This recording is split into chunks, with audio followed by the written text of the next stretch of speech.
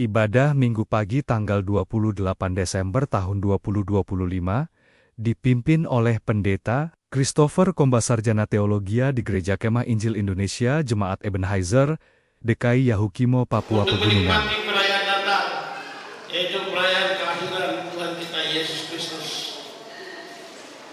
Kalau kita melihat dalam momen perayaan ini, banyak juga yang telah dipanggil oleh Tuhan dalam beberapa bulan ini. Ya, saya kadang buka Facebook itu karena saya pikir-pikir, sama buka kan tidak, karena yang saya buka pasti itu saya lihat turut berduka cita, turut. Aduh, sekarang takut buka Facebook lagi begitu.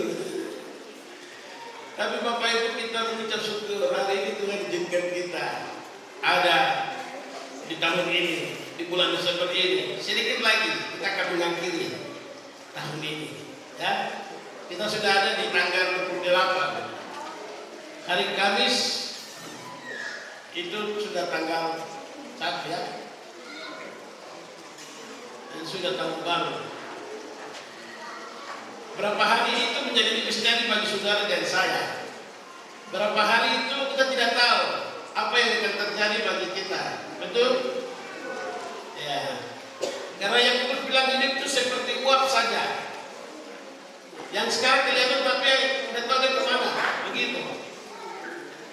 Jadi itu mengingatkan kita supaya hidup ini yang sedang Tuhan mengizinkan ini saat ini, waktu yang Tuhan berikan ini, berarti kita pakai untuk kemuliaan Tuhan. Amin. Berarti kita pakai untuk memuliakan Tuhan. Amin. Berarti kita pakai untuk menjadi saksi bagi Tuhan. Amin. Kenapa itu? Karena Kristus datang telah memperbaharui dunia ini. Amin. Dan Kristus mau saudara dan saya harus kita memperbaharui dunia ini sebagai anak-anak Tuhan yang telah diselamatkan. Ya. Oleh karena itu, kita lihat kembali dalam pemberitaan firman Tuhan yang akan kita belajar di siang ini atau pagi menjelang siang ini dalam 2 Korintus pasal yang ke-5 ayat yang ke-11 sampai dengan ayat yang ke-21. Saya akan membacakannya dan Bapak Ibu silakan mendengar, melihat di Alkitab masing-masing, lalu menyimak kata demi kata dengan baik-baik. Pelayanan untuk perdamaian. Kami tahu apa artinya takut akan Tuhan. Karena itu kami berusaha meyakinkan orang bagi Allah. Hati kami nyata dengan terang. Dan aku harap hati kami nyata juga demikian bagi pertimbangan kamu. Dengan ini kami tidak berusaha memuji-muji diri kami sekali lagi kepada kamu, tetapi kami mau memberikan kesempatan kepada kamu untuk memegangkan kami supaya kamu dapat menghadapi orang-orang yang bermegang karena hal-hal lahiriah dan bukan batiniah. Sebab jika kami tidak menguasai diri, hal itu adalah dalam pelayanan Allah. Jika kami menguasai diri, hal itu adalah untuk kepentingan kamu. Sebab kasih Kristus yang menguasai kami. Sebab kasih Kristus yang menguasai kami karena kami telah mengerti bahwa jika satu orang sudah mati untuk semua orang, maka mereka semua sudah mati. Dan Kristus telah mati untuk semua orang supaya mereka yang hidup tidak lagi hidup untuk dirinya sendiri, tetapi untuk Dia yang telah mati dan telah bangkit untuk mereka. Sebab itu kami tidak lagi menilai seorang juga pun menurut ukuran manusia. Dan jika kami pernah menilai Kristus menurut ukuran manusia, sekarang kami tidak lagi menilainya demikian. Jadi siapa yang ada di dalam Kristus, ia adalah ciptaan baru. Yang lama sudah berlalu, sesungguhnya yang baru sudah apa? Datang.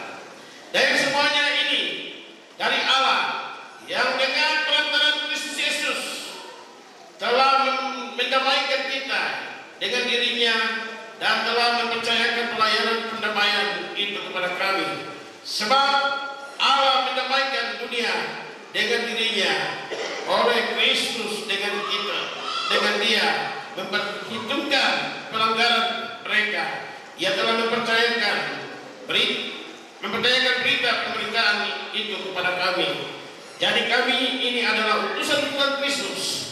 Seakan-akan Allah menasihati kamu dengan perkataan kami. Dalam nama Kristus kami meminta kepadamu, berilah dirimu didamaikan dengan Allah. Dia yang tidak mengenal dosa telah dibuatnya menjadi dosa karena kita, supaya kita dibenarkan oleh Allah. Bapak Ibu jemaat Tuhan yang dikasihi oleh Tuhan kita Yesus Kristus, tema yang akan kita tahu bahwa yang telah ditentukan oleh gereja Kemajuan Indonesia Pusat adalah Kristus datang untuk memperbaharui dunia. Mengapa tema ini diberikan? Bapak Ibu, kita tahu bahwa akhir-akhir ini dunia tidak baik-baik saja. Betul? Akhir-akhir ini banyak hal yang sedang terjadi di dunia ini. Akhir-akhir ini kita lihat peperangan di sana sini. Akhir-akhir ini kita lihat gempa bumi di sana sini sedang terjadi. Akhir-akhir ini kita lihat banyak penyakit sampah yang sedang terjadi di sana sini. Akhir-akhir ini kita lihat banyak tanah longsor musibah yang sedang terjadi di sana sini. Akhir-akhir ini juga kita banyak melihat banyak penyakit yang sedang terjadi di sana sini. Akhir-akhir ini juga kita banyak melihat banyak orang Kristen yang sudah menjauh dari Tuhan.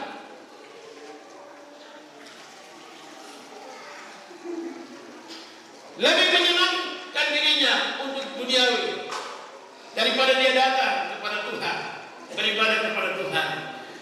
Lebih banyak dia menyibukkan dirinya dengan hal duniawi ketimbang dia mau memuji Tuhan dan melayani Tuhan. Dunia sedang tidak baik-baik saja. Dunia sedang ada dalam kemerosotan yang luar biasa. Saudaraku yang dikasihi oleh Tuhan, yang jadi pertanyaan, suatu ketika kalau itu terjadi seperti Sodom dan Gomora, apa yang akan terjadi Bapak Ibu? Saya tidak tahu.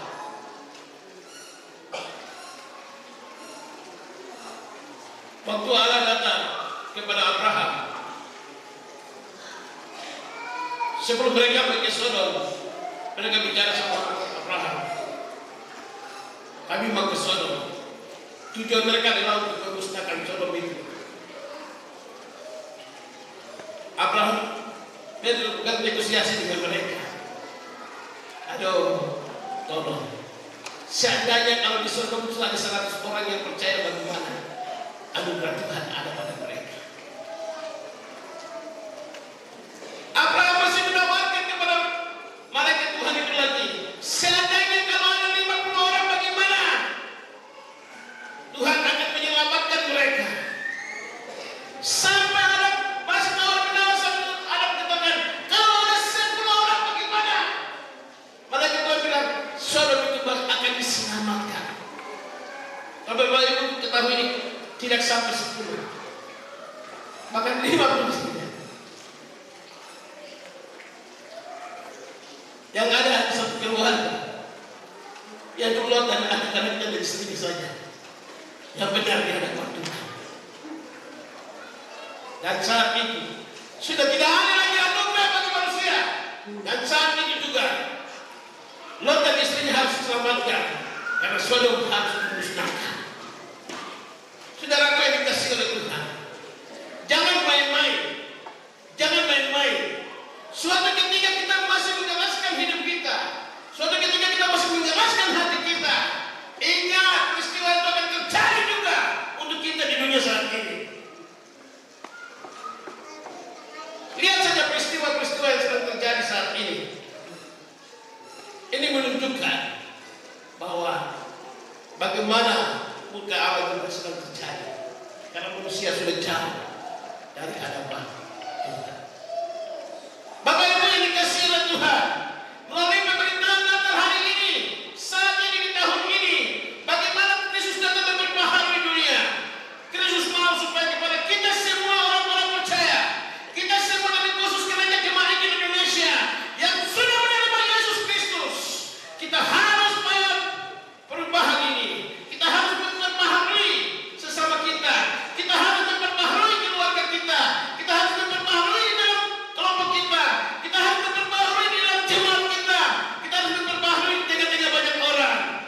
bagaimana kita membawa damai itu kepada banyak orang. Bapak Ibu yang dikasihi oleh Tuhan kita Yesus Kristus, itu yang dilakukan oleh Paulus. Kita tahu Paulus ini bukan orang yang baik. Paulus adalah seorang penjahat yang luar biasa. Dia sangat membenci bagi orang-orang yang memberitakan Injil saat itu. Seketika namanya adalah Saulus. Kita tahu cerita itu. Tetapi saudaraku, apa yang terjadi? Tuhan karena mengasihi Saulus, Tuhan menempat dia, atau Tuhan mengajar dia, Tuhan memperingatkan dia dengan tamparan yang luar biasa. Saat itu dia dibutakan, karena Tuhan punya maksud yang besar untuk dia. Waktu dia melihat tamparan itu, dia bertemu dengan Tuhan seketika itu. Apa yang terjadi? Dia bertobat kepada Tuhan. Lalu dia menjadi seorang pelayan, seorang hamba Tuhan yang luar biasa, dipakai oleh Tuhan untuk memberitakan Injil, untuk manusia supaya diperbaharui, supaya manusia datang kepada Tuhan dan menerima Yesus sebagai juru selamat di dalam kehidupan mereka. Bapak Ibu yang dikasihi oleh Tuhan, dia seorang penginjil yang luar biasa. Dia seorang penginjil yang tidak takut mati. Dia seorang penginjil yang tidak pernah lari dan tantangan. Dia seorang penginjil yang siap mengorbankan dirinya, hartanya dan sebagainya untuk pelayanan, untuk membawa pembaharuan bagi banyak orang. Saudara yang dikasihi oleh Tuhan, apa yang dikatakan di dalam firman Tuhan yang tadi kita baca, itu bukan kata-kata yang biasa-biasa saja seperti kami yang lain, tapi memang dia wujudkan itu dalam kehidupannya, dalam pelayanannya. Setiap kali dia harus berbicara dan menulis surat untuk menyampaikan kepada jemaat-jemaat yang dia bina, jemaat-jemaat yang dia pimpin, baik di Filipi, Efesus, di Kolose, di mana saja yang dia melayani. Dia selalu menulis surat dan memperingatkan mereka supaya mereka tetap ada di dalam Tuhan.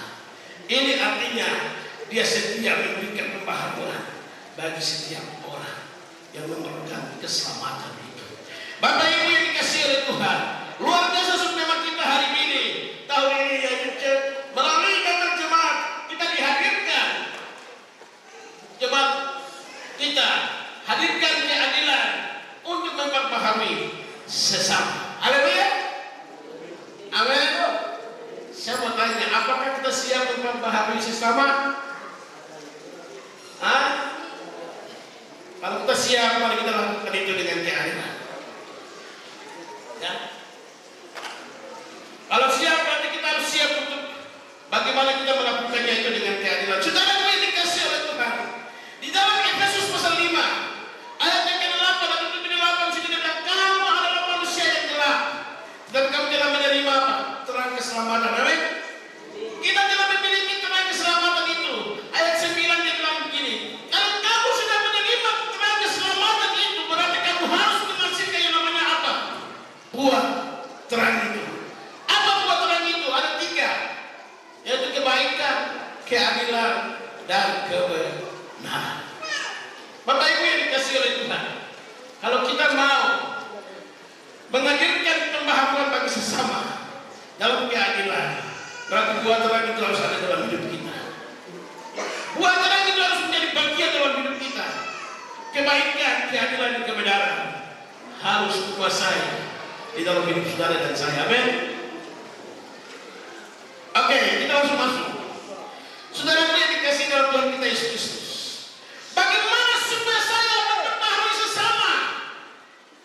Hal yang pertama di sini dikatakan Paulus bilang begini, kita harus menguasai diri. Kita harus menguasai diri. Menguasai diri untuk menguasai dalam segala hal. Saudara, menguasai dalam segala hal. Sekarang saya mau katakan gereja sudah tidak berdiri lagi pada tempatnya. Gereja tidak berdiri pada fondasinya lagi. Gereja sekarang banyak yang terpengaruhi dengan berbagai macam cara, baik di dalam politik dan lain sebagainya. Gereja tidak lagi berdiri dalam fondasi yang benar. Oleh karena itu kembalilah gereja kepada fondasi yang benar. Dan penguasa diri sangat penting di dalam gereja saat ini. Karena gereja itu adalah milik Tuhan dan salah kepalanya. Amin. Gereja tidak berdiri karena pemerintah. Gereja tidak berdiri karena siapa saja. Gereja berdiri karena Tuhan. Amin. Oleh karena itu gereja harus menguasai diri dalam pelayanannya. Itu sangat penting. Saudara yang dikasih, kalau saya bicara gereja berarti bukan bangunan. Amin. Betul? Kalau saya bicara gereja itu siapa? Jawab. Kalau saya bicara gereja itu siapa? Kita, umat manusia. Saudara dan saya, kita adalah ciptaan Allah. Kita adalah serupa segala dengan Allah. Allah tidak mungkin membiarkan kita sampai tergeletak sedikit pun. Dia akan membawa kita dengan caranya sendiri. Karena kita adalah milik kepunyaannya. Karena kita adalah serupa segala dengan Dia. Itu. Makanya kita harus menguasai diri. Kita harus menguasai diri. Kita tidak boleh terpengaruh oleh siapapun. Oleh dunia ini dengan orang apapun. Kita tidak boleh dikuasai itu. Oleh dosa pun kita harus menguasai diri. Amin. Itu yang diajarkan oleh Paulus buat kita sekarang ini. Kalau kita mau memperbarui sesama dalam menegakkan keadilan, saudara bisa mengatakan yang pertama, penguasaan diri itu penting sekali. Waktu Yesus naik ke surga, Kisah Para Rasul, 11 murid itu ada di atas hubungan bait Allah, hubungan dia rumah ya, di bawah rumah. Entah itu bait Allah atau satu rumah. Mereka bikin apa? Mereka bersekutu, mereka berdoa. Mereka tidak dikuasai oleh apapun sikon kondisi yang terjadi.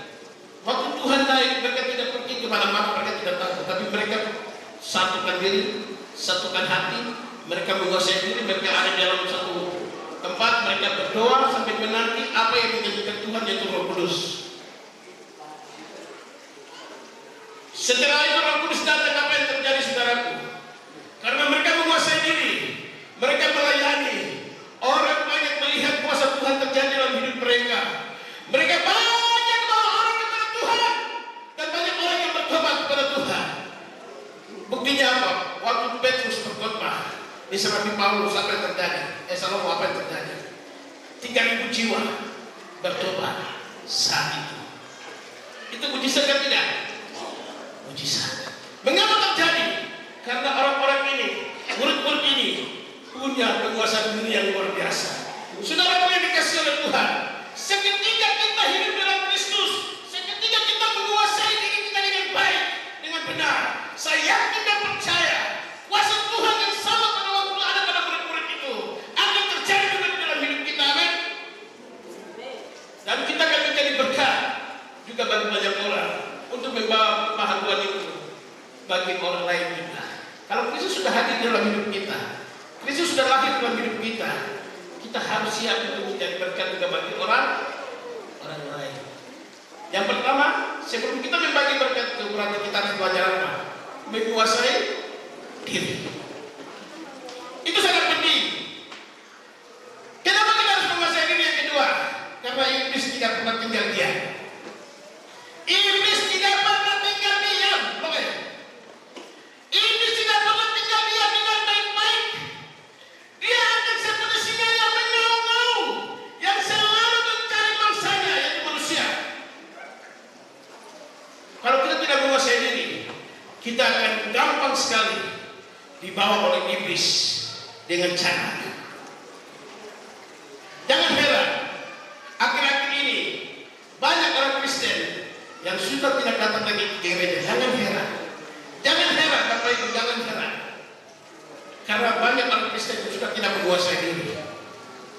Akhir-akhir ini banyak orang Kristen yang sudah tidak lagi menggantungkan hidupnya kepada Tuhan, tapi dia menggantungkan hidupnya pada judi online. Judi apa lagi? Togel.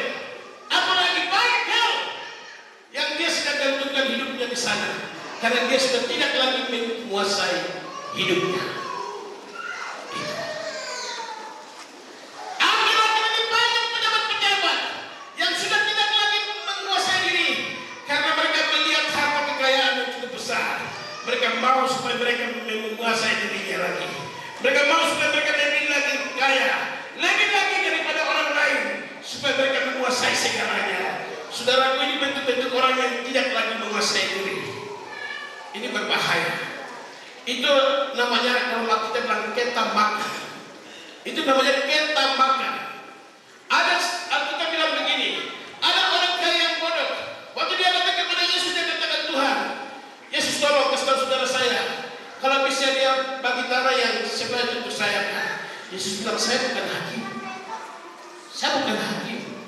Saya tidak punya hak untuk itu. Ya, ya sudah seperti perumpamaan. Ada seorang kaya yang bangun rumahnya megah. Dia bangun rumah megah untuk apa? Untuk mengisi segala harta benda segala macam. Makanannya apa semuanya dia mau taruh dalam rumah itu, supaya dia tidak mengalami kemiskinan, supaya dia tidak kekurangan sesuatu pun, supaya tidak ada hal-hal yang dia tidak bisa merugikan dia. Dia bangun supaya dia memiliki kepuasan hidupnya itu. Apa yang terjadi saudaraku? Waktu dia bangun, dia mengisi semua itu. Kemudian dia katakan begini, jiwaku ada padamu. Pada orang itu yang dia kumpul itu. Dan apa yang terjadi? Saat itu juga Tuhan bilang apa? Mati. Jadi orang itu boleh menikmati, dia mati.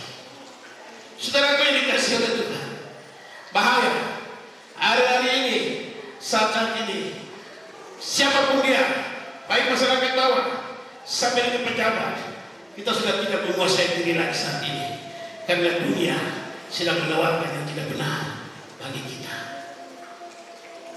Saudaraku yang dikasih oleh Tuhan, mari kuasai diri baik-baik. Waktu kita sudah menerima Yesus, waktu kita sudah menguasai diri kita menjadi selalu berkat bagi orang lain. Katakan kepada mereka juga untuk menguasai diri dengan baik. Supaya apa? Supaya berkat kuat di dalam Kristus Yesus. Bapak Ibu yang dikasih oleh Tuhan kita Yesus Kristus, apa yang dikatakan oleh Paulus saat itu, ketika dia sudah mengakhiri pertandingan, dia bilang begini, aku telah mengakhiri pertandingan dan aku telah berlari-lari untuk memperoleh mahkota kehidupan. Artinya bahwa dia sudah selesai bekerja. Artinya bahwa dia sudah selesai menguasai diri dan dia sudah selesai. Di masalahnya tidak dipanggil oleh Tuhan. Undangan khusus datang kepada dia. Dan apa yang terjadi? Dia bilang, aku sudah mengakhiri pertandingan dan sudah ada mahkota kehidupan di seberang sana bagi saya. Amin. Kemarin kita bicara apa? Kristus baru-baruan buat apa? Pengharapan. Pengharapan apa? Langit bumi yang baru, surga. Kemudian apa lagi? Kita akan memerintah bersama-sama dengan Allah, ya tahu? Terus apa lagi? Tidak ada alat dan tangis lagi di sana. Yang ada adalah kesukaan, sukacita, pujian yang ada di sana, kemenangan yang ada di sana. Amin. Kita akan kita miliki. Tapi saya mau katakan, kalau tidak ada penguasaan diri, tidak akan kita miliki di sana. Itu berbahaya bagi kita semua saat ini. Yang kedua, Bapak Ibu yang dikasihi oleh Tuhan, kita harus menjadi ciptaan baru. Ayat yang ke-7 dan ke-17 katakan, dari siapa yang ada di dalam Kristus, ia adalah ciptaan yang baru. Yang lama sudah berlalu, sesungguhnya yang baru apa? Sudah datang. Amin. Saya mau katakan di sini, siapa yang merasa ciptaan baru? Angkat tangan. Ada? Ada yang merasa ciptaan baru?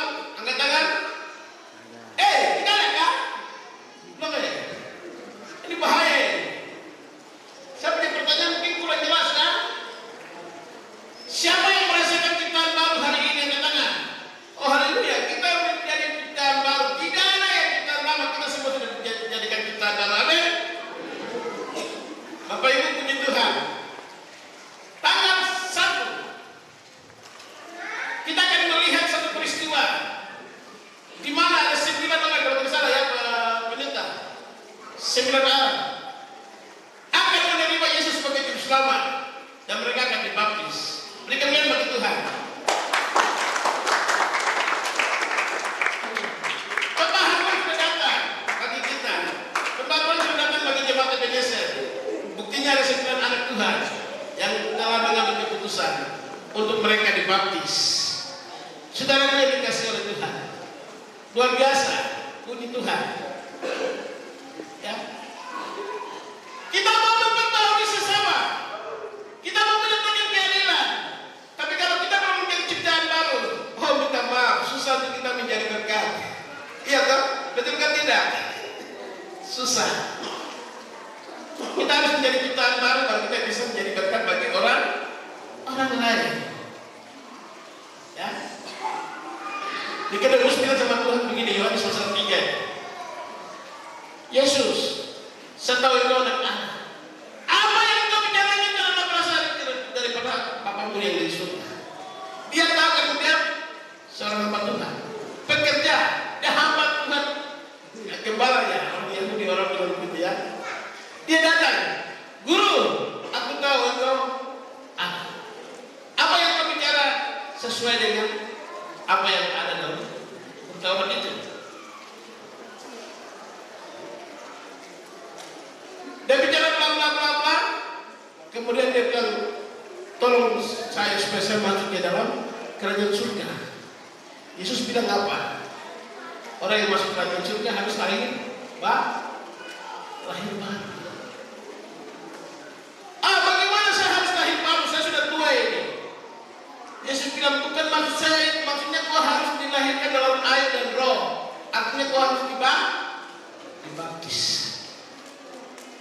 Kalau kau sudah dibaptis, artinya kau telah bangkit bersama-sama dengan Kristus, dan kau sudah bangkit bersama-sama dengan Kristus memiliki kemenangan. Amin. Kau punya hidup yang lama sudah berlalu, hidup yang baru akan muncul. Artinya kau sudah memiliki kemenangan. Kau sudah dilahirkan kembali. Kau sudah punya ciptaan baru. Ya. Itu. Puji Tuhan. Bapak Ibu jemaat Ebenezer, mari kita menjadi berkat. Kita terus menjadi satu yang berkat. Kalau kita sudah menerima Yesus Kristus, kita sudah dilahirkan baru. Mari kita berbawa pembaharuan. Kita mari menyaksikan kebenaran kasih Tuhan di dalam keluarga kita kepada siapa saja di dalam kehidupan kita, di tengah-tengah sosial, di tengah-tengah pekerjaan kita, di mana saja. Mari kita menyatakan kasih Kristus itu. Amin. Waktu kita menyatakan itu, orang terima Yesus sebagai juru selamat, orang itu akan dilahirkan baru. Berarti Anda sudah membawa pembaharuan. Amin. Kita sudah membawa pembaharuan bagi sesama. Kalau suami mau bertobat, hai istri dengar, kau harus membawa pembaharuan bagi suamimu. Amin. Kau harus memenangkan dia. Kau harus bawa dia jadi apa? Jadi manusia yang baru. Dia harus dilahirkan baru. Kalau suami dengar, kalau istrimu masih belum bertobat, bawa dia lagi kepada Kristus supaya dia dilahirkan baru. Kalau anak-anakmu belum bertobat, bawa anak-anak itu supaya mereka dilahirkan baru lagi. Amin. Baru kita keluar lebih besar. Ya. Luar biasa subtema ini. Pak Wakil, terima kasih. Kristus datang membaharui kita, tapi kita juga harus membawa pembaharuan itu bagi sesama kita. Dalam konteks keadilan ya, itu sangat penting. Berani menyatakan yang tidak benar, bahwa itu salah, dan katakan ini yang benar. Orang membenci kau silakan. Orang tidak mau teman dengan kau silakan. Orang tidak suka bergaul dengan kau silakan, karena kau menyatakan kebenaran silakan. Tapi Kristus dan Roh Kudus tidak akan meninggalkanmu. Amin. Mereka akan menjadi sahabat karibmu. Tetap ada penguasaan diri dan harus membawa jiwa supaya mereka harus dilahirkan kembali. Puji nama Tuhan. Yang berikut, yang ketiga, bukan hanya kita menguasai diri, bukan harus kita menjadi ciptaan baru saja, atau kita juga memenangkan yang lain. Ya, kita juga harus memberikan apa? Kita harus dibenarkan. Ayat yang ke-20 dikatakan, jadi kami ini adalah utusan-utusan Kristus. Saya jadikan Allah menasihati kami, menasihat kamu dengan perantaraan kami. Dalam nama Kristus kami meminta kepadamu, berilah dirimu didamaikan dengan Allah. Dia yang tidak mengenal dosa telah dibuatnya menjadi dosa, karena kita supaya dalam Dia kita dibenarkan oleh Allah. Kalau kita sudah memiliki penguasaan diri, karena kita sudah ada di dalam Kristus. Kalau kita sudah dilahirkan baru, karena kita sudah menerima Yesus sebagai juru selamat. Yang kedua, kita harus dibenarkan dan harus berjalan di dalam jalan yang benar. Amin. pembaruan bagi sesama, yaitu kita harus menyatakan yang benar kepada sesama supaya mereka berjalan kepada jalan yang benar. Bagaimana caranya? Hanya satu jalan, yaitu firman Allah. Firman yang akan menjadi tuntunan bagi kita untuk kita ada di dalam kebenaran itu sendiri. Kita ada jalan lain, ya. Karena Yesus mengatakan, "Akulah jalan kebenaran dan hidup. Tidak ada seorang pun yang datang kepada Bapa kalau tidak melalui." Amin. Siapa yang jalan kebenaran? Yesus. Untuk memperoleh kebenaran hanya ada di dalam siapa? Ya, Yesus. Kita mau menyatakan kebenaran dalam pembaharuan, kita harus sendiri dibenarkan di dalam Kristus dulu. Kalau kita sudah dibenarkan, apa yang kita bicarakan itu bukan dari kita, tapi kita akan bicarakan itu berasal dari siapa? Daripada Tuhan. Dan sesuatu yang kita bicara adalah benar. Amin. Dan itu punya kuasa. Ya. Begitu Bapak Ibu. Jadi teman-teman Ebenezer, mari di tahun yang 2025 yang tinggal sedikit ini lagi, mari kita pertahankan ini. Kita punya subtema ini, ya. Kita pertahankan itu dengan baik. Penguasaan diri baik. Kemudian kita harus dilahirkan kembali. Kita sudah yakin dan kita sudah percaya bahwa kita sudah dilahirkan kembali. Kemudian kita harus dibenarkan betul-betul kita benar dan kita berjalan di jalan yang benar. Kiranya Tuhan Yesus memberkati kita dengan perayaan Natal ini. Shalom.